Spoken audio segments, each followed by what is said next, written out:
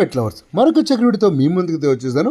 మీ అందరికి తెలిసిన దగ్గర హై ఫ్లేర్ సోమర్స్ అండ్ చిన్నపాటి ఎవరిందని చెప్పి సో 30 days రంజాన్ మాసంలో 30 వ్లాగ్స్ తీద్దామని ఇన్షాల్లా నేనైతే అనుకుంటున్నాను అనమాట. సో ఇది డే 2. సో డే 2 కూడా యాజువల్ ఎర్లీ మార్నింగ్ లెగిసిపోయి నేను నా సహరీలోని ఈరోజు దోశ అండ్ చట్నీ అయితే తిన్నాను అనమాట. అలాగే మరి ఏదైతే ఫీడ్ మనం తీసుకొచ్చాం బర్డ్స్కి అవన్నీ మ్యాడ్ మీదకి ఎక్కించాను. సో ఎక్కించి ఇప్పుడు సీడ్ మిక్స్ అయితే చేస్తాను. ఎండ్ మీన్స్ కొనాలన్నది ఏం సీడ్ కొనాలి ఇవన్నీ తర్వాత చెప్తాను అనమాట. మీ అందరికి చూపిస్తాను అప్కమింగ్ వ్లాగ్స్లోని. ఈరోజు అయితే హై ఫ్లేర్ కేజ్ ఎప్పటి నుంచో పెండింగ్ ఉంది, అది క్లీనింగ్ అయితే చక్కగా చేసేసుకున్నాను. సో దాని తర్వాత బర్డ్స్కి ఫీడ్ అయితే వేసేసాను. సో మరి ఈరోజు అయితే పావురాలకి నేను ఫుడ్ వేయలేదనమాట.